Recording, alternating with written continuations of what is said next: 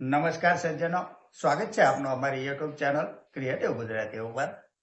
તો સજ્જનો, નિફ્ટી ઇન્ડેક્સમાં આજે ગઈકાલનો ઉછાળો ધોવાઈ ગયો છે અને નિફ્ટી ઇન્ડેક્સ 24,450 અંક બંધ આવ્યો છે અઠવાડિયાની સમાપ્તિની સાથે। આજે નિફ્ટી ઇન્ડિયા ડિફેન્સ ઇન્ડેક્સમાં 2.80% તેજી રહી છે। રેલવે પીએસયુ ઇન્ડેક્સમાં પણ 1% તેજી રહી છે।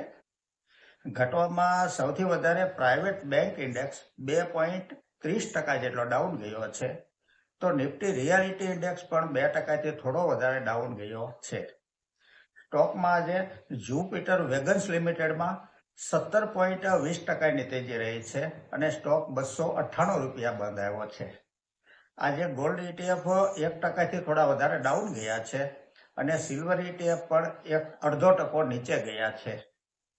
સજ્જનો, અહીં કંપની તથા ફંડામેન્ટલના વીતેલા ઇતિહાસની ચર્ચા માત્ર અભ્યાસના હેતુથી કરીએ છીએ, જેને ખરીદ વેચાણની ભલામણ નહીં સમજવા આપ સૌને એક વિનંતી કરું છું।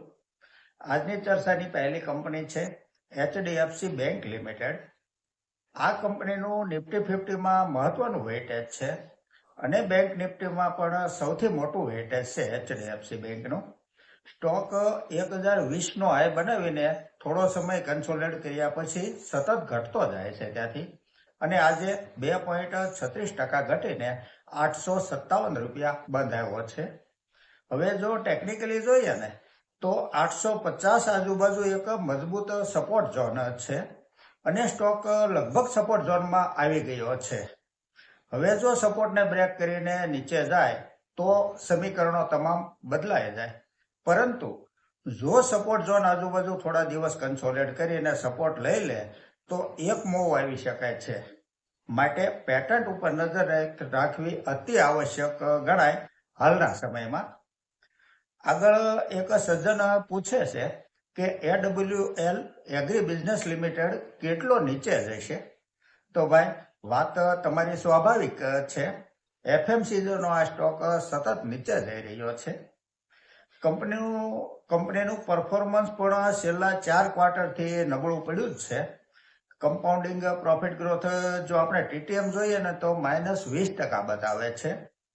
પરંતુ આ કંપનીમાં બે વાત છે કે એક તો બહુ મોટા ગ્રુપની એટલે કે અદાણી ગ્રુપની કંપની છે, અને બીજું કે ડિસેમ્બર 2024 ક્વાર્ટરમાં FIIનું જે હોલ્ડિંગ 1.16% હતું તે ત્યાંથી વધીને 21.15% થયું છે। તેનાથી પણ જો આપણે આગળ વાત કરીએ ને તો હાલમાં સ્ટોક 52 વીક લો લેવલે ટ્રેડ કરી રહ્યો છે, એટલે એક્ઝિટ તો લઈ શકાય તેમ જ નથી તેવી સ્થિતિ પણ નથી, અને નુકસાન બુક કરવા જેવી આ કંપની નથી, માટે હોલ્ડ કરાય। આગળ એક સજ્જન બ્રુક્સ લેબોરેટરીઝ વિશે જાણકારી આપવા કહે છે અને ફ્યુચર કેવું રહેશે તેવું પૂછે છે। આ એક માઇક્રોકેપ ફાર્માસ્યુટિકલ કંપની છે। ફંડામેન્ટલને જો આંકડામાં સમજીએ તો લાંબા સમય સુધી નુકસાનીમાં ચાલ્યા પછી છેલ્લા 3 ક્વાર્ટરથી કંપની પ્રોફિટમાં આવી છે।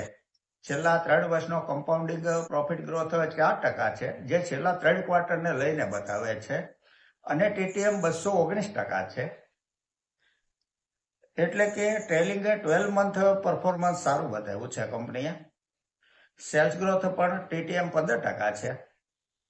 180 કરોડની માર્કેટ કેપ છે। સ્ટોક પ્રાઇસ 61 રૂપિયા છે। ડબલ ડિજિટમાં સ્ટોક ટ્રેડ કરી રહ્યો છે। પી રેશિયો 8.31 છે। ROCE અને ROE એ બધું તો હજુ માઇનસમાં જ બતાવે છે, કારણ કે કંપની જ નુકસાનીમાં ચાલતી હતી લાંબા સમયથી। પ્રમોટરનું હોલ્ડિંગ 52.62% છે। પબ્લિકનું હોલ્ડિંગ 36.91% છે। જો આવનાર ક્વાર્ટરમાં પણ વીતેલા 3 ક્વાર્ટરની જેમ જ પ્રોફિટ કરી બતાવે ને તો કંપની સારી સાબિત થઈ શકે છે, માટે નાનું જોખમ લઈ શકાય ખરું હાલના સમયમાં આ કંપનીમાં। તો સજ્જનો, આ સાથે આજની આ ચર્ચા અહીં પૂરી કરીએ છીએ। જો આપને આજની આ ચર્ચા પસંદ આવી હોય તો લાઈક કરજો, શેર કરજો, મારી ચેનલને સબસ્ક્રાઈબ કરજો। નમસ્કાર।